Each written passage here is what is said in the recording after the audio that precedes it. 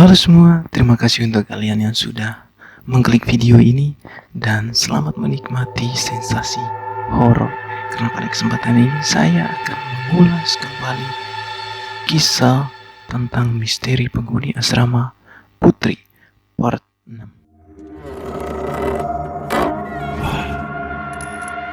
Jadi kali ini kita akan mengisahkan tentang permulaan pertunjukan tahun ajaran baru dan angkatan pertama. Seperti apa kisahnya? Ikuti terus. Tahun ajaran baru dimulai. Sekolah mulai beroperasi. Beberapa siswa dan siswi pun telah mendaftarkan diri di sekolah tersebut. Mereka berjumlah sekitar 45 orang. Jadi sebagian dari siswinya menetapkan untuk tinggal di asrama sekolah tersebut. Tahun pertama ajaran baru pun dimulai. Berbagai macam cerita. Ada siswa dan juga siswi yang sudah terhanyut dalam hubungan asmara. Ada siswa dan juga siswi yang perlahan mulai saling kenal dan jatuh cinta. Mereka menjalani hubungan asmara.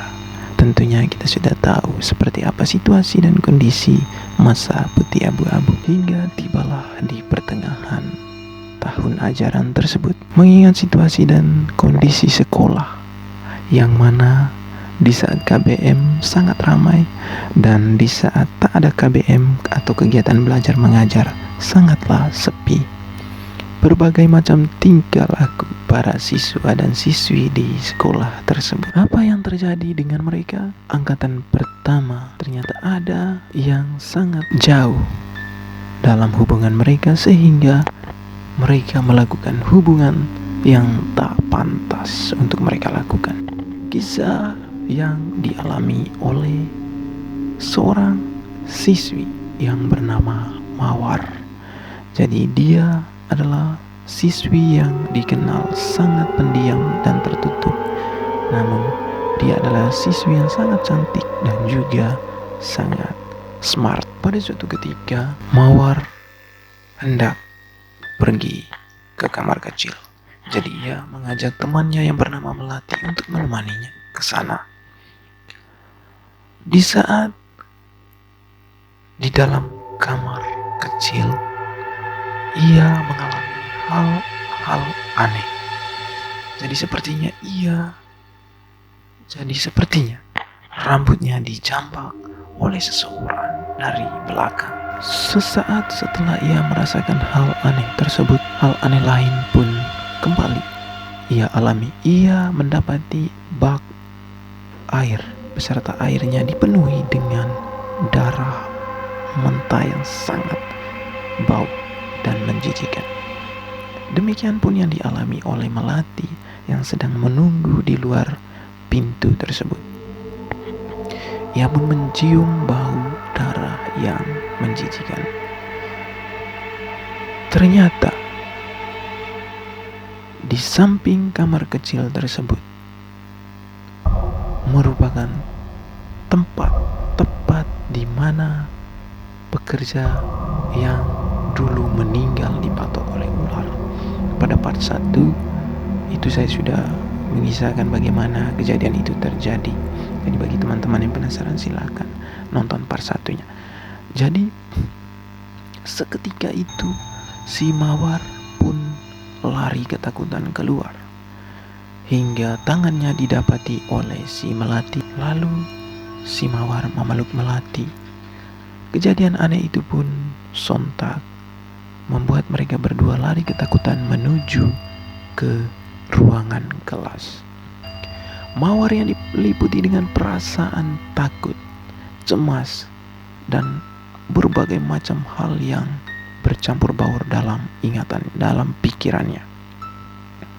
Seketika ia mengangkatkan wajahnya lalu memandang ke arah jendela. Tepat di belakang jendela itu ada pohon yang besar, dan di balik pohon itu berdiri sosok pria yang bertopi, bermuka memer, dan sangat menakutkan. Ia tersenyum sinis ke arah Mawar. Seketika itu pun Mawar jatuh pingsan. Jam pulang sekolah pun masih tersisa 3 jam lagi. Teman-teman si Mawar membawa Mawar menuju ke ruangan guru.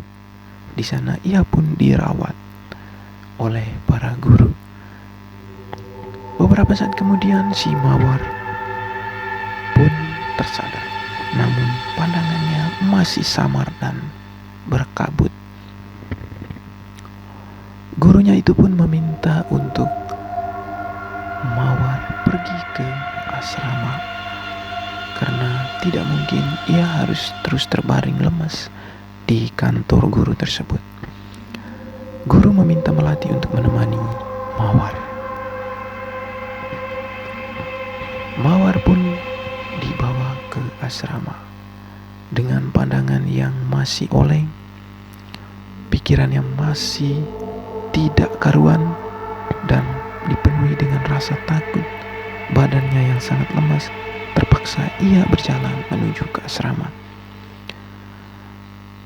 Melati yang membantu si Mawar pergi menuju ke asrama pun merasa kewalahan.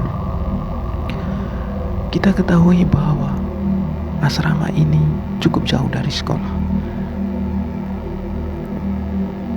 Mawar dan Melati harus melewati jembatan yang berdekatan dengan bendungan. Apa yang terjadi dengan Mawar dan Melati? Di saat melewati jembatan tersebut, Mawar pun merasakan hal-hal aneh di sekitaran jembatan itu. Ia merasakan hal yang sama yang pernah dialami oleh si Bram di saat Bram berjalan larut malam di jembatan itu. Akan tetapi anehnya si Melati tidak merasakan apapun yang sama dialami oleh Mawar. Apa yang dialami oleh Mawar? Yaitu sepertinya ia dihantui. Begitu banyak suara-suara aneh yang muncul dari jembatan tersebut. Mawar yang dalam ketakutan pun menutup matanya sepenuhnya. Dia hanya mendengarkan suara-suara tersebut.